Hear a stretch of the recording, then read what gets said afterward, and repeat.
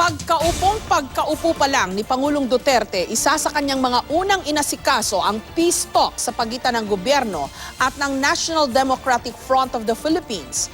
Pero ilang beses na tila nag-atras abante ang ceasefire ng magkabilang panig dahil sa engkwentro sa pagitan ng militar at ng mga rebelde at dahil na rin sa issue ng pagpapalaya sa political prisoners. May report si Cedric Castillo. Campaign, isa sa mga ibinatong issue kay Pangulong Rodrigo Duterte, ang pagkiling niya sa mga rebeldeng New People's Army. Ang pakilala pa nga noon ni Duterte, siya ang magiging kauna-unahang socialist president ng bansa. Ako sosyalista, hindi ako komunista. Kaming mga sosyalista, para kami sa tao.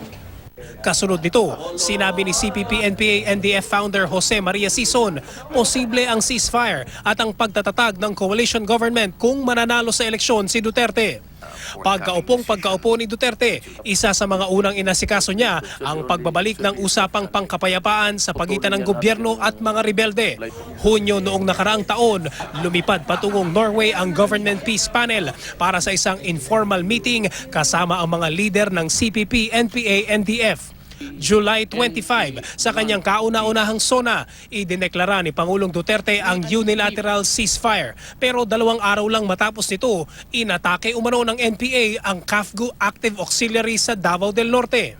Isa ang nasawi at 4 ang sugatan sa hanay ng CAA. Binigyan ng Pangulo ang NPA ng ultimatum. Lumipas ang itinakdang oras at walang idineklarang ceasefire ang NPA, kaya ang idineklarang tigil putukan, binawi rin ng Pangulo. Pero pagdating ng Agosto, nagdeklara ng 7 araw na unilateral ceasefire ang CPP-NPA. Kasunod yan ng pansamantalang pagpapalaya sa mag-asawang Benito at Wilma Chamzon na NDFP consultants. Sinegundahan ito ni Duterte ng indefinite unilateral ceasefire.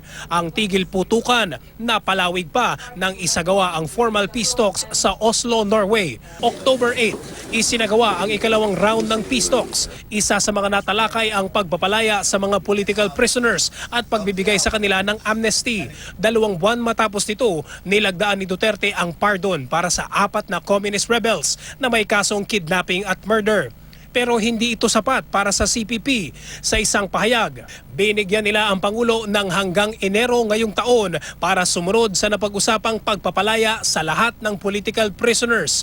Kung hindi, posible raw maputol ang interim ceasefire. Lalo na't patuloy pa rin umano ang operasyon ng militar sa ilang bahagi ng bansa. Ang kondisyon namang inilatag ni Duterte, dapat magkaroon muna ng bilateral ceasefire agreement sa pagitan ng gobyerno at ng NDF. Sabi ko,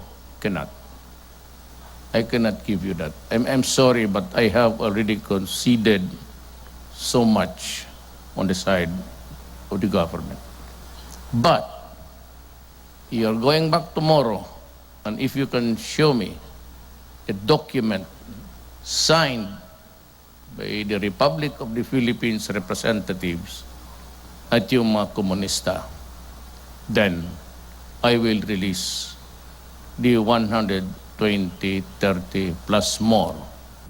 Hanggang sa pagtatapos sa ikatlong round ng usapang pangkapayapaan sa Rome, hindi pa rin humuhupa ang sentimiento ng magkabilang panig. Bilagong politikan! Bilagong politikan! Palayain! Palayain! Bilagong politikan!